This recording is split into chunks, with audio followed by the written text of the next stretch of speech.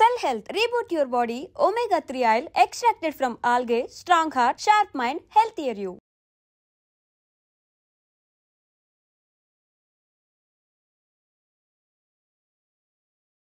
నమస్కారం అండి, నేను డాక్టర్ ప్రదీప్ వజ్జా, భాస్కర హాస్పిటల్స్, షాపూర్ గండిమైసంలో చేస్తున్నా అండి. ఈరోజు మనం బీపీ అసలు ఎందుకు వస్తుంది, దానికి అసలు ఏ లక్షణాలు ఉంటాయి, ఇవన్నీ మనం తెలుసుకుందాం అండి కొంచెం బ్రీఫ్గా. సో బీపీ రావడానికి గల కారణాలు ఏంటి అంటే, మెయిన్గా బీపీ రావడానికి కారణం ఏంటంటే ఫ్లూయిడ్ ఓవర్లోడ్ అవ్వడం వల్ల, అంటే బాడీలో నీరు శాతం పెరగడం వల్ల, లేదా వాసో కన్స్ట్రిక్షన్ వల్ల, అంటే మన నరాలు అన్నవి సన్నగా అంటే కన్స్ట్రిక్ట్ అవ్వడం వల్ల. మీకు ఎగ్జాంపుల్ చెప్పి అసలు మీకు అసలు ఎందువల్ల వస్తుంది అన్నది మనం డిస్కస్ చేద్దాం. ఇప్పుడు బీపీ రావడానికి, ఇప్పుడు ఫర్ ఎగ్జాంపుల్ మనం పైపు పట్టుకున్నాం అనుకోండి, దాన్ని ఇలా నొక్కితే ఏమవుతుంది, స్పీడ్గా వాటర్ అనేది స్పీడ్గా పోవడం అనేది జరుగుతుంది. దాన్నే వాసో కన్స్ట్రిక్షన్ అంట. అంటే మన నరాలు చిన్నగా అయినప్పుడు మనకి ప్రెషర్ అనేది పెరిగి ఫాస్ట్గా వెళ్ళిపోతుంది, అదొక కారణం. రెండోది ఫ్లూయిడ్ ఓవర్లోడ్, అంటే మన బాడీలో నీరు శాతం అనేది పెరిగి, అంటే రక్తం ఇవన్నీ తగ్గి నీరు శాతం పెరగడం వల్ల కూడా వస్తుంది. ఇప్పుడు ఫర్ ఎగ్జాంపుల్ ఒక ట్యాంక్లో మీకు వాటర్ అనేది ఫుల్గా నింపామనుకోండి, ఎక్కువ ప్రెషర్తో వాటర్ వస్తుంది. వాటర్ తక్కువ ఉందనుకోండి, తక్కువ ప్రెషర్ వెళ్తుంది అనమాట. సో ఈ రెండు కారణాల వల్ల మనకు బీపీ వస్తుంది. ఇప్పుడు ఇది ఎందువల్ల అవుతుంది, ఈ వాసో కన్స్ట్రక్షన్ కానీ ఈ ఫ్లూయిడ్ ఓవర్లోడ్ అనేది ఎందువల్ల అవుతుంది అంటే, మెయిన్గా ఏంటంటే స్ట్రెస్ వల్ల ఏమవుతుంది, కార్టిజోల్ అనే హార్మోన్ రిలీజ్ అవుతుంది మన బాడీలో. ఆ హార్మోన్ వల్ల ఏమవుతుంది అంటే వాసో కన్స్ట్రక్షన్ జరుగుతుంది. అంటే మన నరాలు అనేవి కన్స్ట్రిక్ట్ అవుతాయి, అంటే చిన్నగా అయిపోతాయి. దానివల్ల చిన్నగా అయితే ప్రెషర్ అనేది పెరుగుతుంది, అదొక కారణం. రెండో కారణం ఏంటంటే ఫ్లూయిడ్ ఓవర్లోడ్. ఫర్ ఎగ్జాంపుల్ ఎక్కువ సాల్ట్ తీసుకోవడం వల్ల, లేదా ఎక్కువ క్యాలరీస్ తీసుకోవడం వల్ల, ఆల్కహాల్, స్మోకింగ్ ఇవన్నీ తీసుకునే వల్ల ఏంటంటే ఫ్లూయిడ్ ఓవర్లోడ్ అవుతుంది అనమాట. అంటే ఏంటంటే బాడీలో వాటర్ శాతం పెరిగి మనకి హార్ట్ మీద ప్రెషర్ పడి మనకి బీపీ అనేది పెరిగే అవకాశాలు ఉంటాయి. ఇవే కారణాలు కాకుండా ఇంకా చాలా కారణాలు ఉంటాయండి బీపీకి. లైక్ ఒబిసిటీ, స్థూలకాయం వల్ల మోస్ట్ కామన్ కాజ్ ఇండియాలో అయితే బీపీ. ఈ బీపీ అనేది మగవాళ్ళలో ప్రతి 5గురిలో ఒకరికి ఉంది, ఆడవాళ్ళలో ప్రతి 4గురిలో ఒకరికి ఉంది.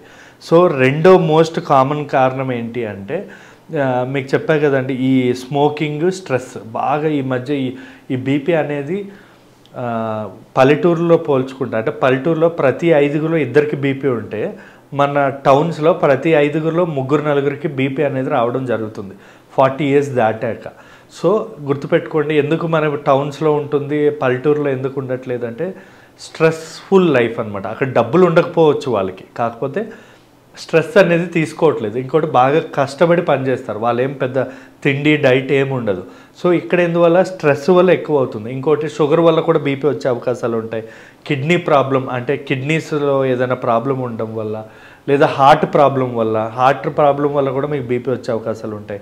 కిడ్నీ ప్రాబ్లం వల్ల ఎందుకు బీపీ వస్తుందంటే, కిడ్నీలో బీపీని కంట్రోల్ చేసే ఎఫినెఫ్రిన్, అంటే కిడ్నీ మీద ఒక గ్లాండ్ ఉంటుంది. ఆ గ్లాండ్ ఏమవుతుందంటే మనకి బీపీ కంట్రోల్ చేసే హార్మోన్ అనేది అది రిలీజ్ చేస్తుంది. అంటే వాసో డైలేటర్, అంటే మన రక్తనాళాలు చిన్నగా అవ్వకుండా డైలేట్ అయ్యేటట్టు. ఇంకోటి పొటాషియం తక్కువ తీసుకోవడం వల్ల కూడా మన బీపీ వచ్చే అవకాశాలు ఉంటాయి. అంటే పళ్ళు అనేవి బాగా తీసుకోవాలి, వాటర్ అనేది బాగా తాగాలి. ఇవన్నీ తాగడం వల్ల పొటాషియం లెవెల్స్ అనేది మనకి నార్మల్గా ఉంటాయి అన్నమాట.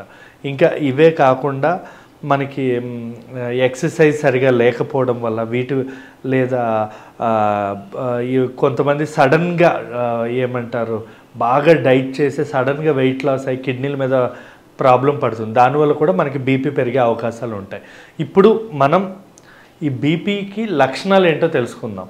మీకు ఇక్కడ ఒక వెరీ ఇంపార్టెంట్ థింగ్ ఏంటి అంటే, బీపీకి ఇంకొక పేరు, అంటే మనకి హైపర్ టెన్షన్కి కానీ బీపీకి కానీ ఒక పేరు ఉంది, వేరే పేరు. అదేంటంటే దీన్ని మనం సైలెంట్ కిల్లర్ అంటాం. ఎందుకంటే దీనిలో ఎటువంటి లక్షణాలు చాలా మట్టుకు తెలియవు. అంటే 180-190, అంటే నార్మల్ బీపీ 120/180 ఉండాలి. అంటే మన హార్ట్ పంప్ చేసే ప్రెజర్ 120 ఉండాలి, రిలీజ్ చేసే ప్రెజర్ 80 ఉండాలి. దీనికంటే ఎక్కువ అవ్వద్దు. అంటే లైక్ 160-170 అలా ఉందనుకోండి, అది బీపీ వచ్చినట్టే అర్థం. ఒక 140 వరకు 150 వరకు మనం డైట్తో మనం మెయింటైన్ చేయొచ్చు, అంటే సిస్టోలిక్ ప్రెషర్, అంటే ప్రెస్ చేసే ప్రెషర్. కానీ 160 దాటే ఖచ్చితంగా ట్యాబ్లెట్స్ వాడాల్సి ఉంటుంది.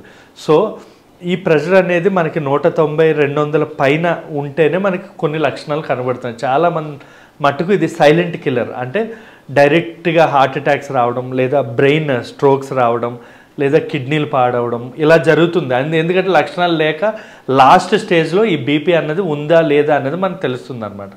సో ఇప్పుడు మనం ఈ బీపీకి లక్షణాలు తెలుసుకుందాం. మెయిన్గా కనబడే లక్షణాలు ఏంటంటే చాలా రేర్గా కనబడతాయి, బట్ కనబడే లక్షణాలు ఏంటి అంటే ఒక 180, 190 దాటాక అప్పుడప్పుడు తల తిరగడం అనేది కంప్లైంట్ చేస్తూ ఉంటారు, లేదా బ్లర్రింగ్, కంటి చూపు అనేది బ్లర్ అవుతున్నట్టు కానీ అంటే మసకబారడం అనేది కంప్లైంట్ చేస్తూ ఉంటారు. కొంతమందిలో మెడలు లాగడం, బాడీ అంతా ఇరిటేటెడ్గా ఉండడం, కొన్ని సందర్భాల్లో ఏంటంటే బీపీ లాంగ్ టర్మ్ ఉన్నప్పుడు పీడల్ ఎడిమా అంటాం. అంటే ఏంటంటే మన కాళ్ళ వాపులు, లేదా చేతుల వాపులు, లేదా ముఖం ఉబ్బడం, కొన్ని సందర్భాల్లో నరాలు చిట్లి ముక్కు నుంచి బ్లీడింగ్ కూడా, అంటే రక్తస్రావం అనేది ఆగకుండా జరగడం అనేది జరుగుతుంది. చెస్ట్ పెయిన్ కానీ, ఛాతీలో నొప్పి కానీ, లేదా ఆయాసంలా రావడం, లేదా కొన్ని సందర్భాల్లో మూత్రం వెళ్తున్నప్పుడు మూత్రంలో బ్లడ్ రావడం అనేది కూడా వెరీ కామన్గా మనకు కనబడుతూ ఉంటుంది. ఇవే కాకుండా బీపీ లాంగ్ టర్మ్లో అంటే సడన్గా రైజ్ అయ్యి డౌన్ అయ్యే వాళ్ళలో హెడ్ఏక్ కూడా ఉంటుంది. హెడ్ఏక్తో పాటు సడన్గా వామిటింగ్ కూడా అయ్యే అవకాశాలు ఉంటాయండి. ఈ బీపీని ఎప్పుడు కూడా మనం నెగ్లెక్ట్ చేయకూడదు, ఎందుకంటే ఇది ఖచ్చితంగా 5గురిలో 3కి మన ఈ హైదరాబాద్ కానీ, ఢిల్లీ కానీ ఇలాంటి ప్లేసెస్లో ఉన్న వాళ్ళలో, టౌన్స్లో అయితే ఉంటుంది. సో మీరు స్ట్రెస్ తక్కువ ఉండే లైఫ్ని లీడ్ చేయాలి. ఈ ఆయిల్ ఫుడ్స్, మసాలా ఫుడ్స్ హార్ట్కి ఇబ్బంది పడేవి ఏమీ చేయొద్దు. ఎక్సర్సైజ్ అనేది కూడా మనకి చాలా మట్టుకు ఉపయోగపడుతుంది. ఎక్సర్సైజ్ చేయడం వల్ల మన గుండె అనేది ఫాస్ట్గా పనిచేసి మన బ్లడ్ వెజల్స్ కానీ అన్నీ డైలేట్ అవ్వడం, రక్త సరఫరా అనేది మన బాడీ అంతటికి బాగా జరిగి మనకి బీపీ అనేది కంట్రోల్లో ఉంచుతుందండి. Thank you.